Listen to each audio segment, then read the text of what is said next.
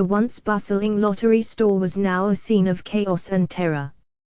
The air was thick with the smell of gunpowder and fear, and the shattered glass from the front door crunched underfoot like broken dreams.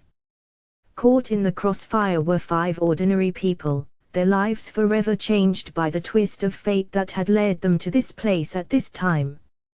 There was Sarah, the single mother working 2 jobs to make ends meet, Tom, the retired accountant struggling with the monotony of his new life, Emily, the teenage girl seeking an escape from her small-town existence, David, the disillusioned ex-soldier haunted by the ghosts of war, and finally, there was Nick, the opportunistic stranger who had stumbled upon the store just as the violence erupted.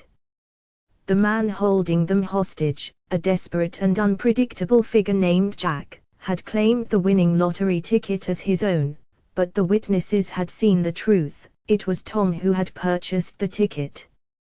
Jack, fueled by a mix of greed and paranoia, refused to believe them, convinced that they were all plotting to steal his fortune. As the hours ticked by, the tension in the store grew unbearable. Jack, growing increasingly erratic, threatened to harm the hostages if they didn't cooperate. The witnesses, desperate to survive, began to consider their options. Should they try to escape? Should they negotiate with Jack? Or should they take matters into their own hands? Sarah, a woman of action, was the first to suggest a plan. She proposed that they overpower Jack while he was distracted, using the shattered glass from the front door as weapons. Tom, however, was hesitant. He was a man of peace, not violence, and he feared that their attempt would only make things worse. Emily, on the other hand, was eager to take action. She was tired of being a victim, and she saw this as an opportunity to take control of her own destiny. David, too, was ready to fight. He had seen enough death and destruction in his life, and he was determined to protect the innocent.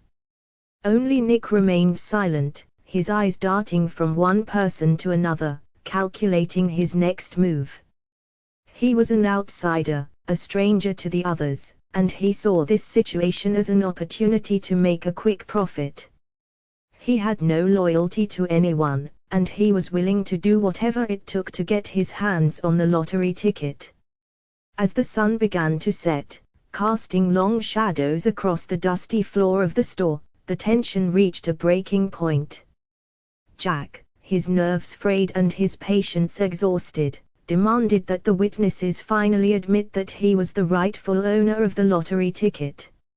Sarah, unable to bear the suspense any longer, took a deep breath and stepped forward. "It's not his ticket," she declared, her voice trembling but firm. "It's Tom's." Jack's eyes widened in disbelief, his face contorted in rage. He lunged towards Sarah, his hand reaching for the gun in his waistband.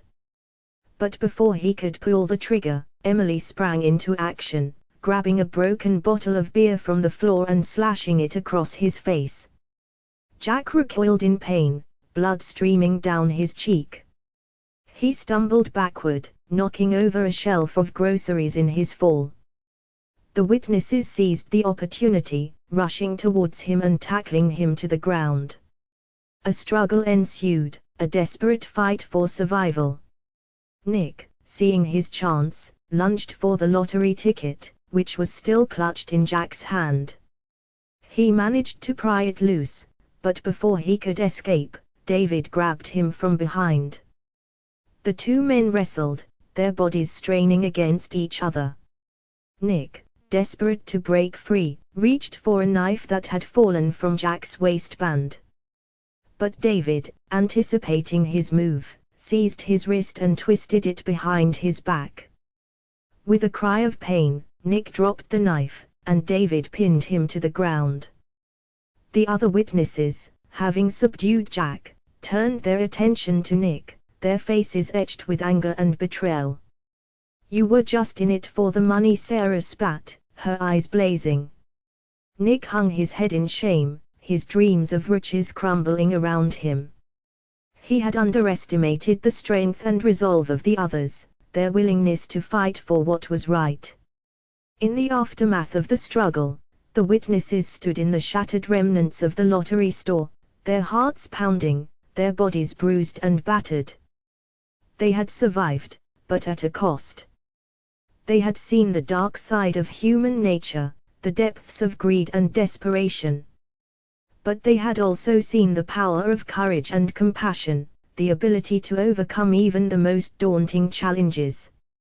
As they emerged from the store, blinking in the sunlight, they knew that their lives would never be the same. They had been tested, and they had found their strength. They were survivors, bound together by the extraordinary events of that day.